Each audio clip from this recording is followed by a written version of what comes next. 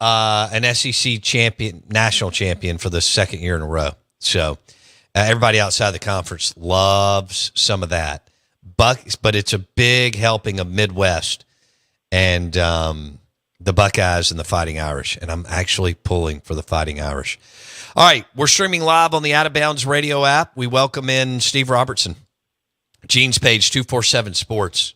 Steve, who are you pulling for tonight?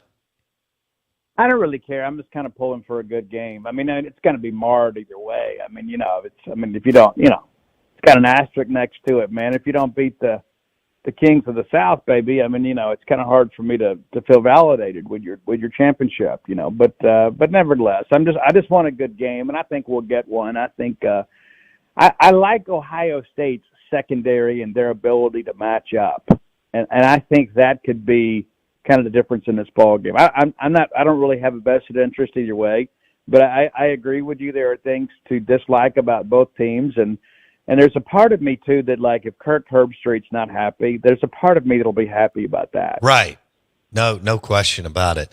The Out of Bounds show is brought to you by the Beau Rivage. Experience the action at BetMGM Book Bar and Grill, only at the Beau Rivage on the Mississippi Gulf Coast. Steve Robertson joining us on the Out of Bounds show. So, that was a hell of a game in Starkville. I said earlier, Steve, that's the most talent that's ever been on the floor between those two teams. I mean, you just got high-level players, and a lot of them on both sides, and it was a hell of a basketball game at the Hump on Saturday.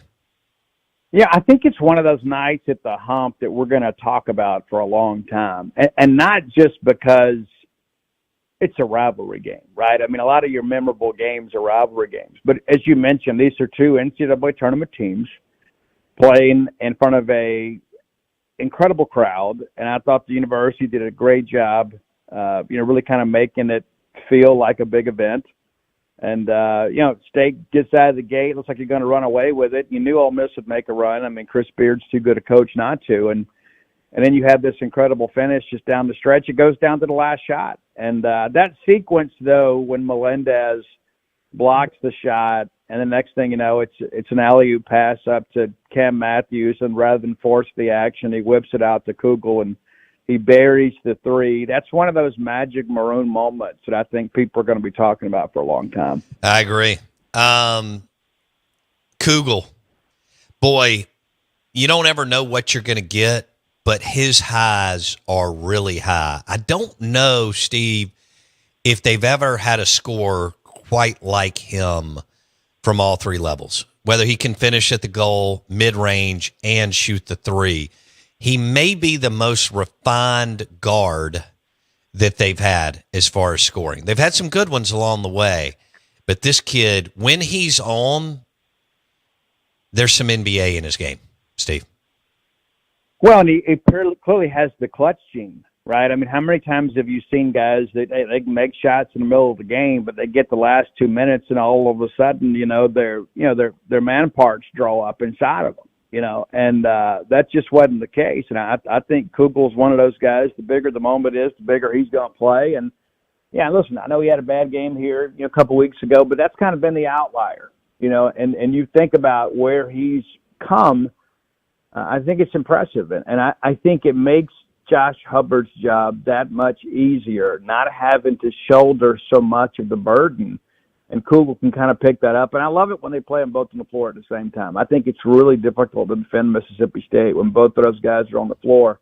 I think it does give Hub the opportunity to kind of get some one-on-one matchups. But, I love that kid's game, and he brings a different dimension. And, we had a media briefing, right before the season started and before practice started. And there was just a different energy around this team, and I think a lot of it's because of the newcomers. I mean, R.J. Melendez, outside of Cam Matthews, may be my favorite player because he gets caught doing the right thing on both ends of the floor, whether it's making the extra pass, whether it's, trading over on defense. There's just so many things to like about him, and I don't know that he is the star, but he is a rising star for Mississippi State basketball. Steve Robertson talking Hail State Sports on the Out of Bounds show, brought to you by two brothers, I bet that place was popping over the weekend. And the amazing food at Two Brothers and their sister restaurant, Older Brother, both in the Cotton District. So with Clary not coming back, how do you see this shaking out? You just mentioned Hubbard and Kugel playing together. Josh has now had to shoulder the load at point guard, which was not the plan back in August, September, and October. They wanted to play him some at 2 when Clary was going to play. Is this the way it is? And he's just going to have to run the point 97% of the time from now throughout the year?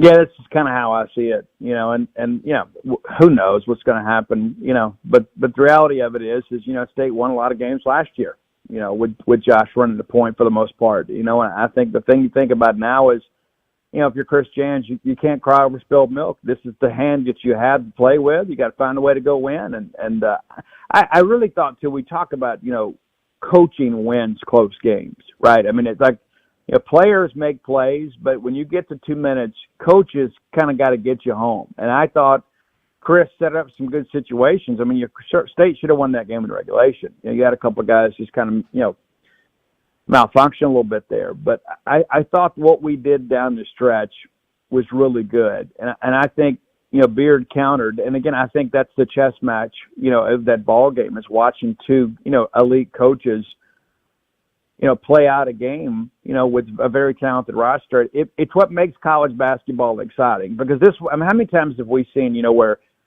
State or Ole Miss one is much better than the other and the other team just kind of, rises up from the ashes to make it a good game because it is a rivalry game.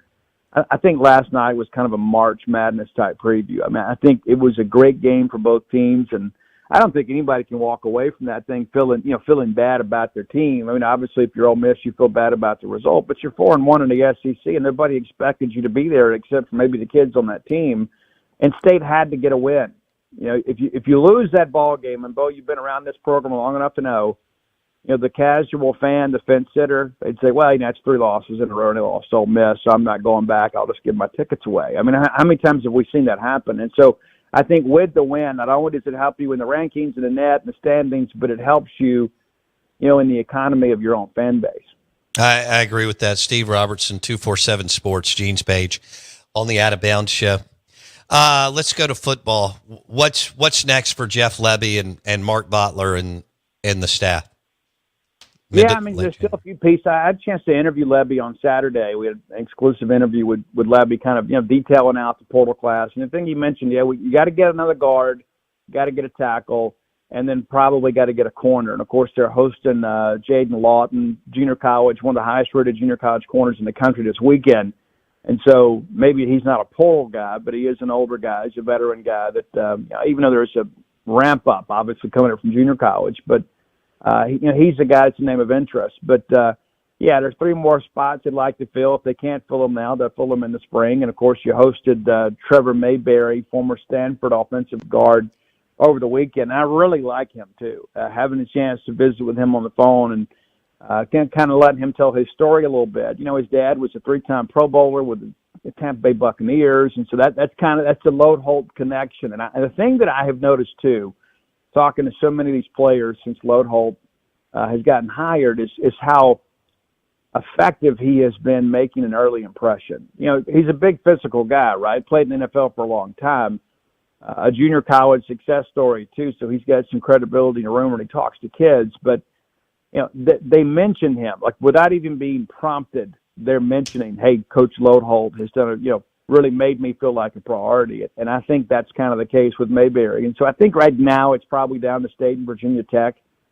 He is, 6'3", 315 pounds, got a ton of snaps under his belt, and probably a guy that even if he doesn't get here until the end of spring, is a guy that you could expect to play. I mean, it's offensive guard, right? It's not quarterback. But, he's a guy that I think could be a real dude. And you got to go get a tackle. It's probably a third tackle. You know what I mean? And you'd love to go get a difference maker. I just don't know if there's any difference makers at tackle left in the portal at this point. Perhaps there will be in the spring. And I think you can't reach right now. You can't say, hey, we have to get a tackle, and you go get a guy that can't help you just to have a body, right? I mean, it can't be a JAG Corps mentality, And so you're better off just kind of waiting and going for the spring if you can't get a guy that you really want. So that's where things stand. Of course, State's had junior days the last 2 weekends. They'll have junior days the next 2 weekends. And, so there's really no downtime for Votler and those guys, right? I mean, as soon as you get done with the December signing period, you're wide open in the portal.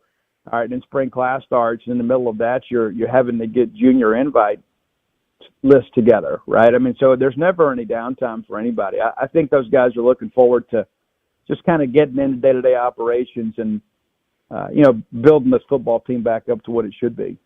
Somebody made the comment to me that they will look like an SEC team. They did not last year. I'm not convinced yet, but I think Votler and Levy have done a hell of a job. Are you totally sold, or are you cautiously optimistic that when they roll out against Southern Miss at Southern Miss, which is beyond me scheduling that game, but when they roll out that and run through the tunnel, they'll look like an SEC team? Handicap that for me. Well, I think getting off the bus, they're going to look a lot different. Now, what do they look like when the band is playing? That's the real challenge now. But as far as like from a measurable standpoint, the State absolutely got bigger.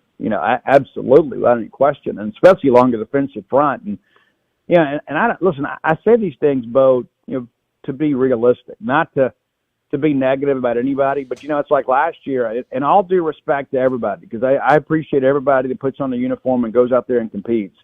But you had Kyle McClendon, a true freshman that had 1 year defensive line play under his belt in high school.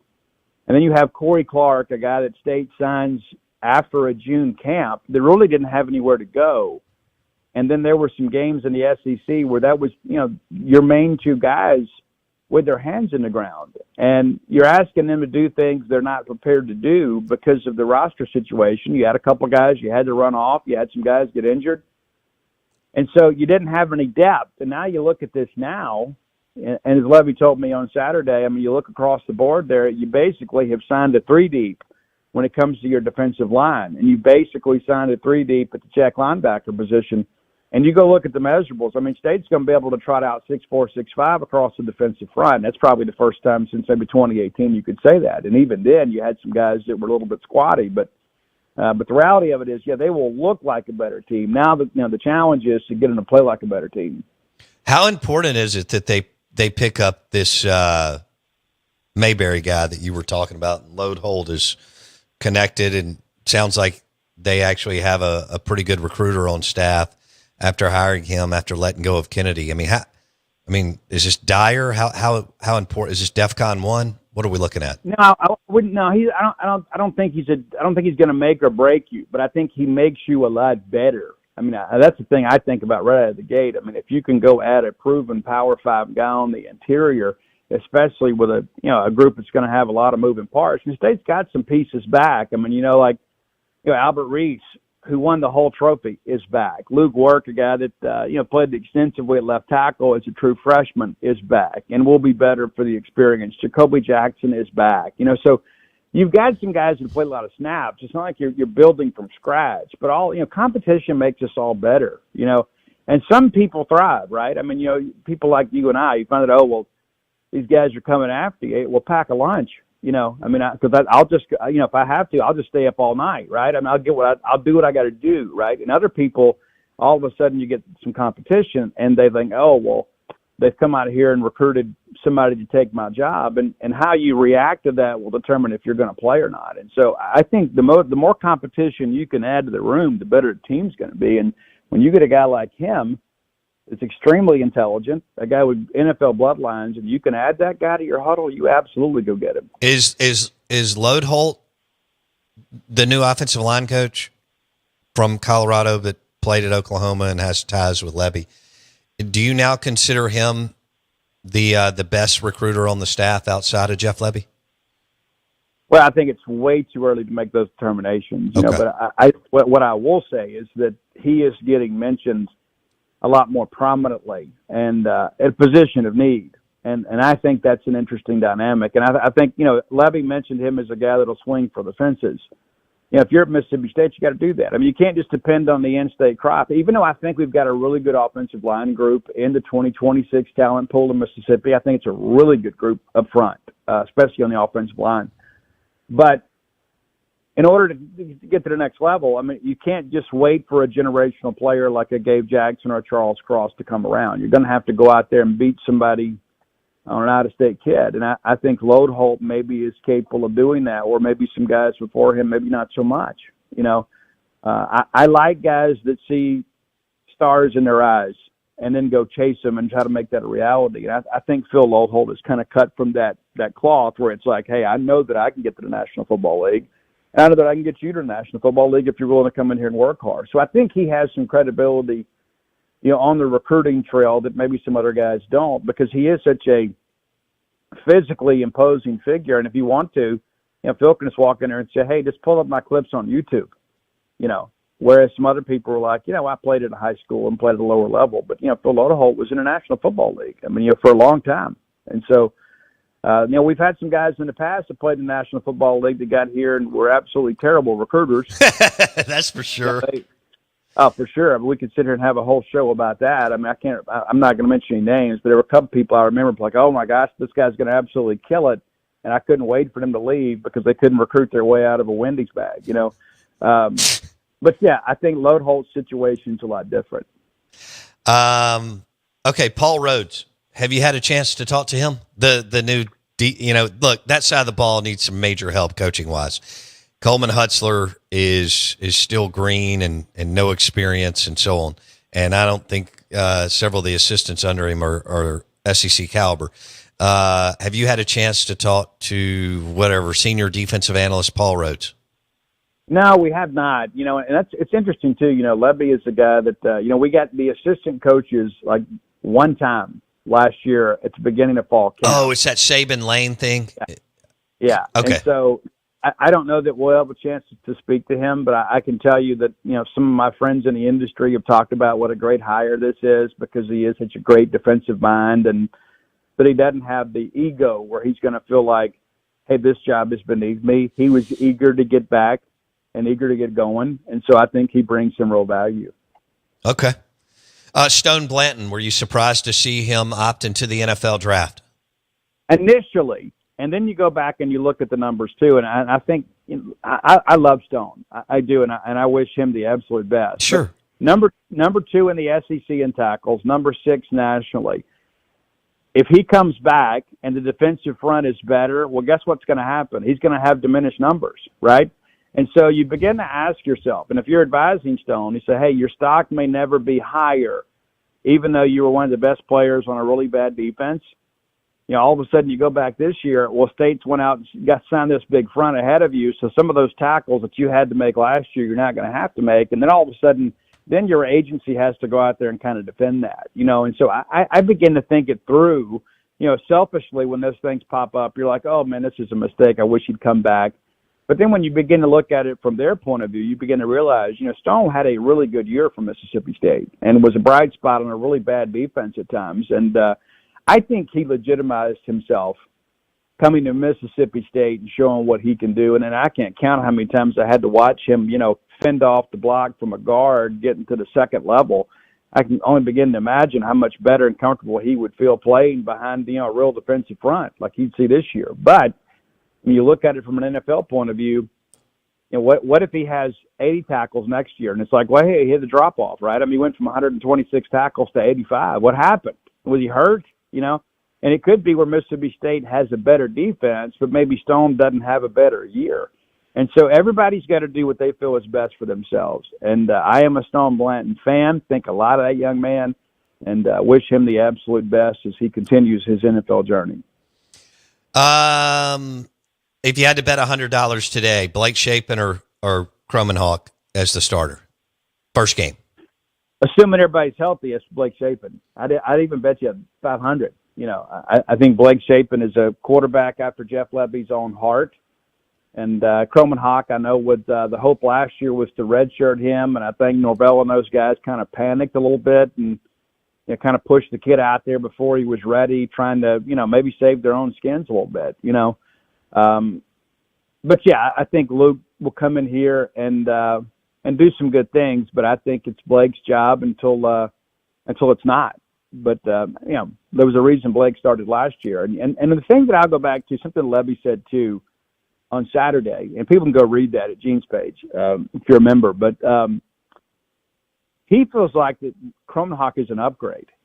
And, he didn't mention Michael Van Buren's name, nor did I, but, the inference is easy to see there. When you think about size-wise, arm talent-wise, Kromenhoek is physically, you would look at him and say, hey, this guy's a better player. Now, when you look at what Mike did last year without a lot of pieces around him at times, you say, you know what, hey, there was a lot to build from there. But, my attitude's always been, big people beat up little people. And if you can get the bigger quarterback with the bigger arm, a better arm talent, you need to make that trade. And I think most people, if you remove the emotional investment from what you saw from Van Buren last year, and I'm not being negative about Mike, but if you line these two guys up and worked them out, you'd pick Kromenhoek just about every time. I've got about a minute or so. Tell me something. Tell our audience something they need to know about Mississippi State baseball. I think Mississippi State baseball is going to be really good.